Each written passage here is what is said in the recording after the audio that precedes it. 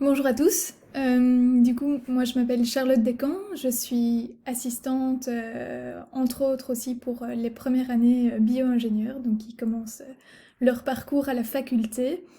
Et donc je vais vous parler justement de ce que représente cette première année pour vous qui hésitez à vous lancer dans ces études peut-être de bio-ingénieur.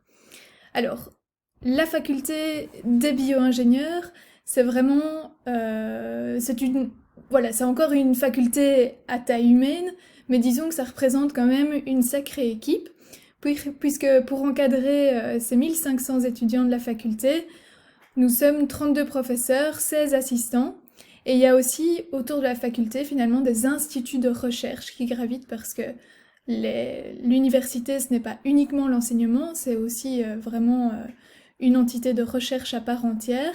Et donc il y a 3 instituts qui gravitent finalement autour de la faculté, ainsi que évidemment une équipe administrative et technique qui est hyper précieuse pour le fonctionnement de la faculté et qui permet à celle-ci de fonctionner euh, très bien en termes d'horaire, etc. Alors, donc la première année, quand vous allez commencer une première année à l'université, ben, ça va ressembler à ceci. Je ne sais pas si vous êtes familier avec cette répartition en quadrimestres. Donc on parle en fait finalement de... Donc l'année académique est répartie en 2 quadrimestres qui reprennent chacun 13 semaines de cours.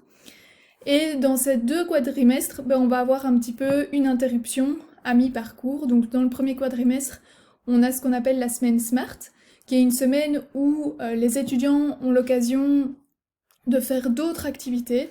Alors ce n'est pas des cours en tant que tels en général, parce que donc on veut un petit peu casser, on va dire, le rythme des semaines, et donc on propose en général d'autres activités. C'est parfois l'occasion de partir en excursion pendant 1 ou 2 jours, parce que c'est des activités qui sont difficilement parfois faisables dans le quadrimestre. Pour les premières années, il y a des activités de révision qui sont proposées. Il y a aussi forcément dans cette petite semaine aussi quelques interrogations pour vous préparer aussi aux examens. Dans le deuxième quadrimestre, il y a les congés de printemps. Donc ça, c'est les 2 semaines qu'on répartit généralement, plus ou moins, mi-blocus, mi-vacances. Donc ça fait quand même... voilà, ça constitue quand même une pause aussi un petit peu dans le quadrimestre pour reprendre des forces avant d'affronter la session de juin. Donc il y a bien 3 sessions d'examen quand vous êtes en première année, celle de janvier, juin, août. Donc forcément, si vous réussissez tout en janvier et en juin, ben, vous n'avez pas besoin de celle du mois d'août et je vous le souhaite vraiment. Mais voilà, si jamais vous avez un échec, ben, vous pouvez repasser votre examen de janvier, y compris en juin et en août. Donc vous avez 3 chances, entre guillemets, pour passer vos examens durant cette première année. Alors, n'ayez crainte, voici l'horaire de la semaine quand on est en première année. Donc, vous voyez que forcément, au premier quadrimestre, ce seront surtout les matières de base. Il n'y a rien à faire. Quand on est en première, il faut installer un peu un contenu scientifique de base. Et ça passe par des cours de chimie, des cours de maths, des cours de physique et aussi des cours de biologie. Alors, vous voyez qu'il y a différents intitulés, donc il y a parfois entre parenthèses cours, donc là c'est vraiment des cours qui se donnent en auditoire, généralement un grand groupe, et puis on a des séances en plus petits groupes, alors dépendant des séances, les groupes sont plus ou moins quand même grands, mais en général les séances d'exercice permettent d'aller poser nos questions, de réaliser des exercices en groupe, etc. Et donc c'est des moments où on a plus l'occasion d'interréagir les uns avec les autres. Alors vous voyez aussi que en première année, on a ce qu'on appelle les monitorats. Alors les monitorats, donc ce sont des moments, donc c'est un moment dans la semaine, c'est 2 heures, où finalement vous allez pouvoir aller poser toutes vos questions aux profs qui sont rassemblés dans une grande salle et aux assistants. Donc si vous avez par exemple refait un exercice pendant le week-end juste avant et que vous n'arrivez pas correctement à la solution ou que vous ne comprenez pas quelque chose, pas de souci, vous pouvez venir au monitorat et il y a un assistant qui vous aidera pour vous expliquer, pour répondre à toutes vos questions, ou le professeur s'il est disponible. Donc voilà, donc il faut vraiment pas hésiter, quand on est en première année, c'est à être proactif. C'est-à-dire à aller chercher un petit peu soi-même l'aide, parce que forcément, vous êtes quand même un petit peu, vous êtes quand même nombreux en première, et donc ben voilà, c'est à vous un petit peu de faire la démarche, d'aller chercher cette aide, mais si vous la demandez, sachez que tous les professeurs et tous les assistants seront vraiment disponibles pour vous permettre de mener à bien vos études. Alors, comme je le disais justement avec ces monitorats, donc il y a toute une série d'outils qui sont mis à votre disposition en fait en première année pour vous permettre d'essayer au maximum de viser la réussite de cette première année. On sait que c'est pas facile, ça représente une transition entre l'enseignement secondaire et l'enseignement supérieur. Et voilà, il faut un petit peu s'adapter, il faut en général revoir sa méthode de travail, il faut se poser quelques questions, peut-être si on ne s'en sort pas, et il faut bien accrocher, on va dire, le train, le rythme. Et donc pour ça, c'est vrai il y a toute une série d'outils qui sont mis en place, comme les cours d'été. Donc les cours d'été, ce sont des périodes pendant août, juste avant la rentrée, août, début septembre, où vous pouvez vous inscrire à des cours de révision en maths, en physique, en bio et en chimie. Ce sont des semaines et c'est assez sympa parce qu'en général, en fait, on fait plein de rencontres pendant ces semaines-là. Et donc, quand vous arrivez du coup à le premier jour de la rentrée ou quoi, ben, au moins ça permet déjà de connaître aussi quelques têtes dans l'auditoire et c'est toujours très chouette. Alors, donc les monitorages, j'en ai parlé, et la semaine Smart, donc je vous le disais, donc en première, il y a ce qu'on appelle des interrogations, donc ce sont des tests qui vous montrent un petit peu à quoi vont ressembler les questions d'examen de janvier, et ça vous permet vraiment de correctement vous évaluer, d'une première fois un petit peu vous entraîner à étudier de la matière, et voir si finalement votre méthode de travail vous permet de correctement satisfaire à toutes des questions. Donc c'est vraiment une chouette occasion pour s'auto-évaluer et se dire ok, je suis sur le bon chemin, ou attention peut-être, là je vois que dans cette matière-là j'ai un peu plus difficile et donc il est temps de mettre les bouchées doubles. Alors, la suite. Oui, donc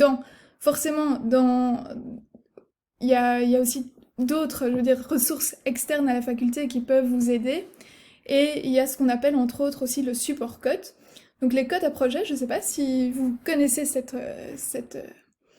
dénomination, on va dire, ce sont des codes. Donc les codes, c'est les endroits où vivent les étudiants sur le campus. Donc c'est des communautaires, donc on est généralement entre 4, 5, voire parfois jusqu'à 10, 12 personnes dans un cote. Et les cotes à projet, ça a la spécificité de développer un projet durant une année sur un thème bien particulier. Et justement, pour soutenir les étudiants de première année, eh bien, il y a le support cote qui existe. Alors, voilà, donc, et qui vous apporte forcément un soutien méthodo. C'est vrai qu'on a l'habitude de dire que la fac agro, est une fac vraiment conviviale. Et donc, il faut pas hésiter, même si effectivement vous pourriez être un peu noyé dans cette masse d'étudiants au début, parce que vous allez découvrir le campus, etc.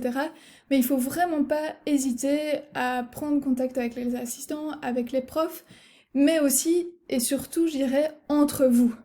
Donc on a l'habitude de dire que les auditoires en agro se tiennent très fort entre eux, parce que voilà, il y a énormément d'échanges, des synthèses qui circulent, des bons conseils, des exercices de révision, etc. qui circulent entre les étudiants, et il faut vraiment pas hésiter à franchir ce pas de rencontrer d'autres personnes et de collaborer entre vous, parce que c'est finalement une précieuse aide pour aussi votre réussite.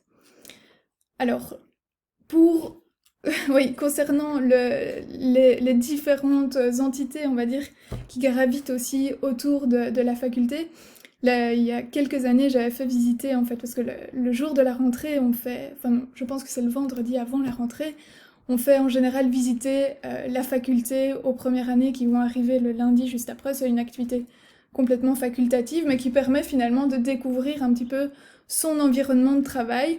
Et je trouvais que c'était particulièrement impressionnant il y a 3 ans, parce qu'en fait, on venait d'avoir une toute nouvelle bibliothèque. Enfin, la bibliothèque a été complètement rénovée, et donc elle s'est complètement même transformée dans son fonctionnement en devenant un learning center.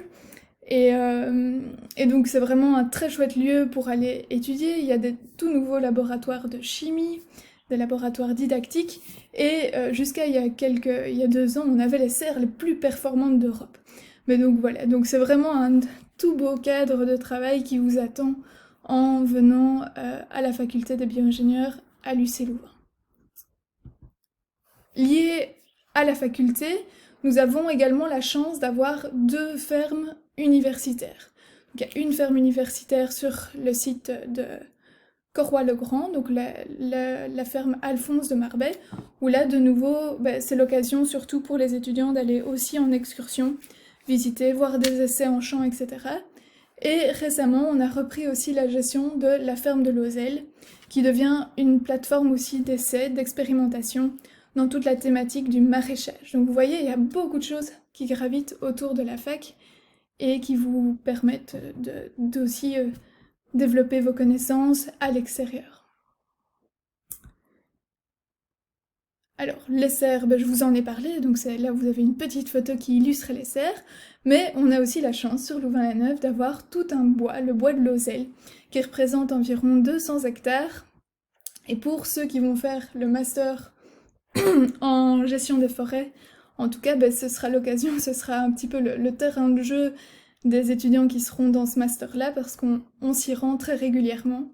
Mais aussi, au cours des études, c'est vraiment très chouette parce que c'est un beau cadre naturel, et forcément, les plantes y occupent une place centrale, et c'est aussi un thème central dans les études d'agro, donc on a régulièrement l'occasion de s'y rendre. Alors, les études de bio-ingénieur, on essaye vraiment de favoriser votre réussite au maximum. On met beaucoup d'énergie pour justement essayer que les étudiants qui commencent leur parcours s'accrochent et puissent réussir à la fin de leur année. On a été reconnu par différents labels de qualité, ce qui fait vraiment que le programme bio-ingénieur, c'est un programme scientifique vraiment assez polyvalent et qui est vraiment reconnu pour sa qualité. Et voilà, une question qu'on pose régulièrement, c'est finalement est-ce qu'il y a autant de filles que de garçons? Et oui, on a atteint l'équilibre des genres il y a quelques années, donc c'est très chouette, et je pense même maintenant que les filles commencent à être devant. Et voilà, la faculté taille humaine, je vous en ai déjà parlé aussi.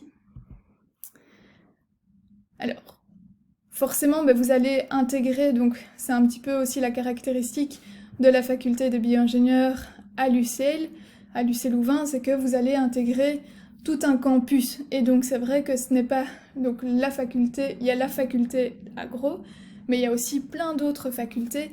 Et c'est vrai que quand on vit sur le campus, on se rend compte de toute cette mixité, et c'est aussi ça qui fait vraiment pour moi la richesse de faire ces études d'agro à Louvain-la-Neuve. Il y a une vie culturelle qui est foisonnante, plein d'infrastructures sportives. Je suppose que vous avez déjà vu cette super nouvelle piste d'athlétisme, entre autres, mais voilà, avec le Broloquerie, on a accès vraiment à des très chouettes infrastructures. Et forcément, au cours de vos études, vous pourrez vous investir dans plein de projets sur le campus, dans les associations étudiantes, et aussi au niveau des cotes à projets. Voilà, ma petite participation s'arrête ici, et je laisse la parole à Philippe pour poursuivre.